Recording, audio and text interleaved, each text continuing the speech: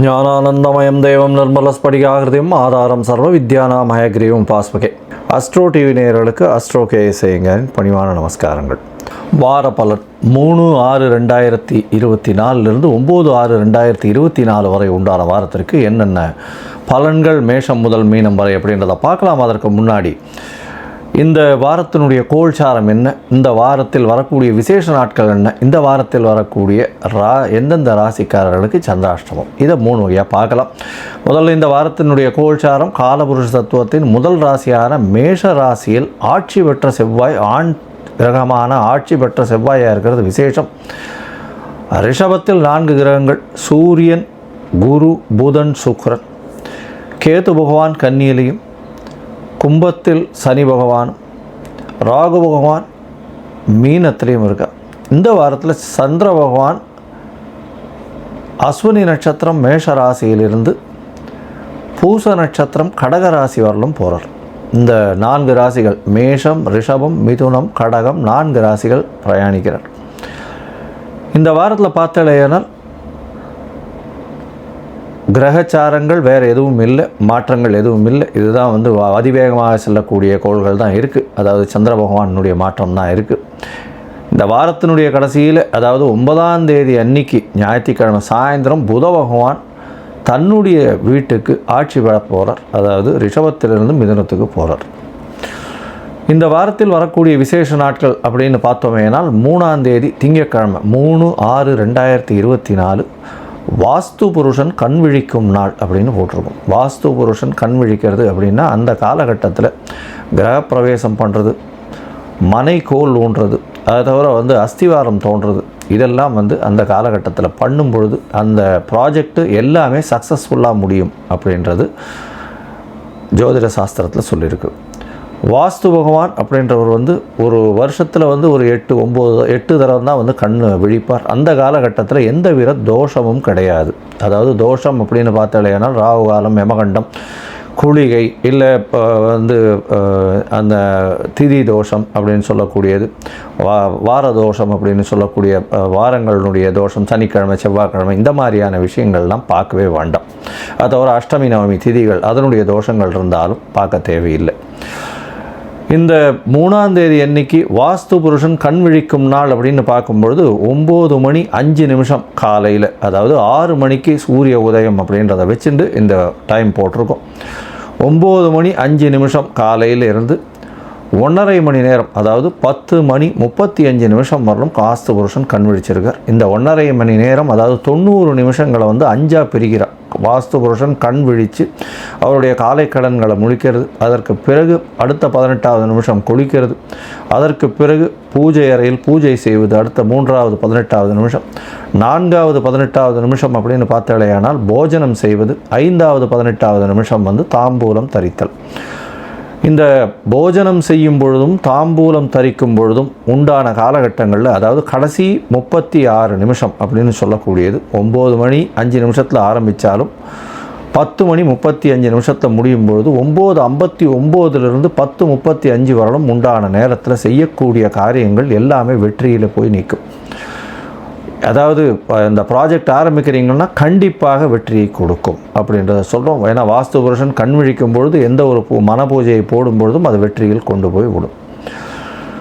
சரி, இதற்கு பிறகு பார்த்தோமேயானால் 4ஆம் தேதி அன்னைக்கு பிரதோஷ காலம். பிரதோஷ காலம் அப்படின்னு சொல்கிறது 13ஆம் நாள், அதாவது வளர்பிறையிலும் தேய்பிறையிலும் வரக்கூடிய 13ஆம் நாளை பிரதோஷம்னு சொல்லும். சாயந்தரம் சிவன் கோயிலில் பிரதோஷ தீபாராதனை ரொம்ப முக்கியம். எல்லா விதமான தோஷங்களையும் போக்கக்கூடிய ஒரு விசேஷத்தை கொடுக்கக்கூடியது இந்த பிரதோஷ காலம். பிரதோஷத்துக்கு விரதம் இருக்கிறதன் மூலியமாக கடன்கள் அற்று போகும், எல்லாவித பிணிகளும் அற்று போகும் அப்படின்றது ரொம்பவும் விசேஷம்.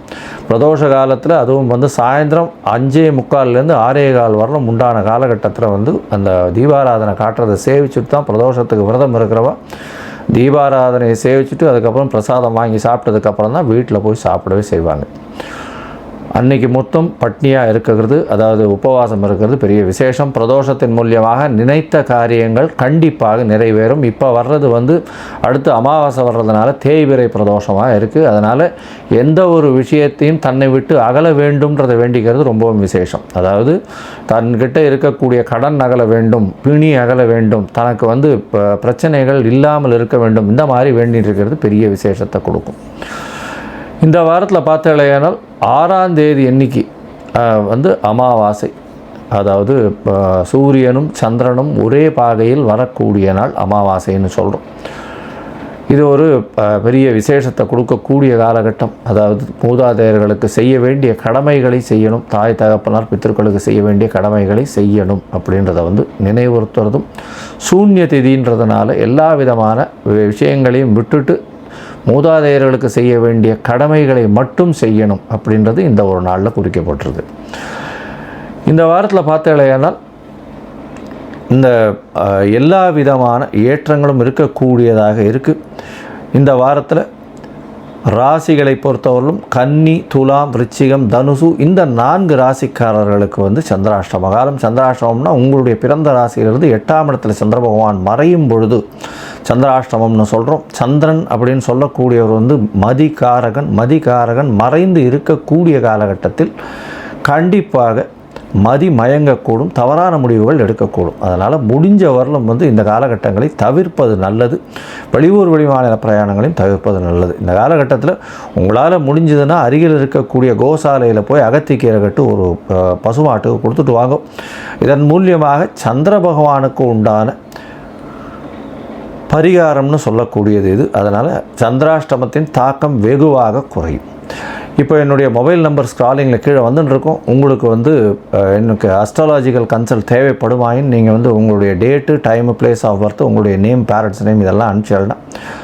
சந்தி இருக்கான்னு முதல்ல பார்க்கணும். அதாவது பாத சந்தி, சந்திரனுடைய பாத சந்தி எந்த ராசியோ அந்த ராசியில் இருக்கக்கூடிய பாத சந்தி இருக்கான்றதை பார்க்கணும்.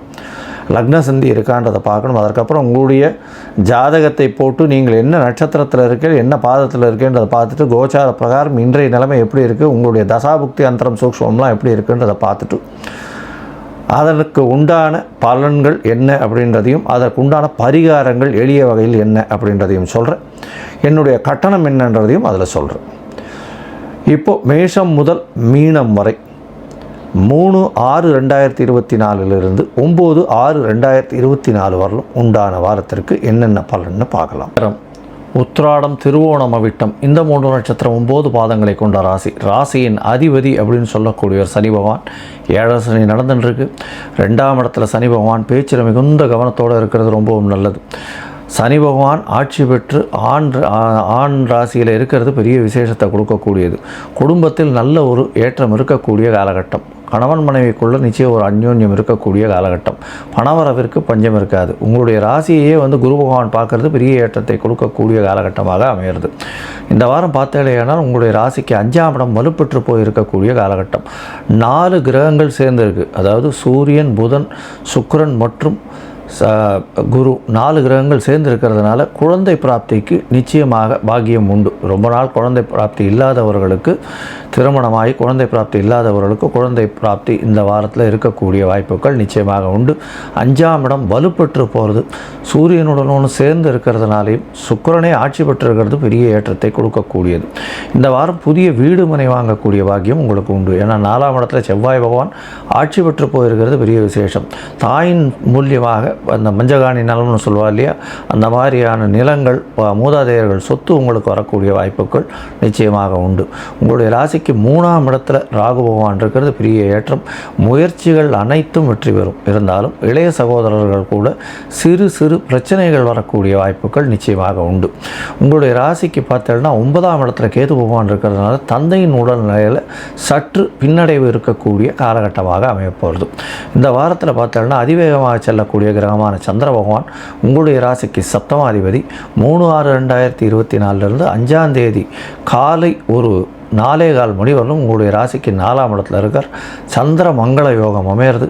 7ஆம் அதிபதி 4ஆம் இடத்துல இருந்து திக்பலம் பெறுறது பெரிய விசேஷம். சந்திர பகவான் திக்பலம் பெறுறது பெரிய விசேஷம். 4ஆம் இடத்துல திக்பலம் பெற்று செவ்வாயோடு சேர்ந்து இருக்கக்கூடிய காலகட்டம்ன்றதுனால சந்திர மங்கள யோகம் அமையிறது. புதிய வீடு மனை வாங்கக்கூடிய வாய்ப்புகள் நிச்சயமாக உண்டு. வீடு மனையில் வந்து பெரிய ஏற்றம் கிடைக்கக்கூடியது. அதாவது flat real estate promoters, flat promoters, அதை தவிர வந்து இந்த மைனிங் பண்ணுறவா, செங்கசூளை வச்சுருக்கிறவா, மண் ஜல்லி இதெல்லாம் விற்கக்கூடியவா, இவாளுக்கெல்லாம் பெரிய ஏற்றம் கிடைக்கக்கூடிய வாய்ப்புகள் இந்த வாரம் இருக்குது. இந்த வாரத்தில் பார்த்தாலேயானால் இந்த ஆயில், அதை தவிர வந்து எண்ணெய் வித்துக்கள் விற்கிறவா, இவாளுக்கெல்லாம் பெரிய ஏற்றம் கிடைக்கக்கூடிய காலகட்டம். இரும்பு, சிமெண்ட்டு இதெல்லாம் விற்கக்கூடியவாளுக்கு பெரிய ஏற்றம் இருக்கக்கூடிய காலகட்டம். உங்களுடைய ராசிக்கு 6ஆம் இடத்துல சந்திர பகவான் போகிறார். அதாவது 5ஆம் தேதி கார்த்தாலிருந்து 7ஆம் தேதி காலை ஒரு 9 மணி 9:30 வரலும் இருக்கக்கூடிய காலகட்டமாக அமையிறது. இந்த இடத்துல 5 கிரகங்கள் 6ஆம் இடத்துல வந்து பார்த்தாலேயானால் உங்களுடைய ராசிக்கு 5ஆம் இடத்துல 5 கிரகங்கள் இருக்கக்கூடிய காலகட்டமாக அமையிறது.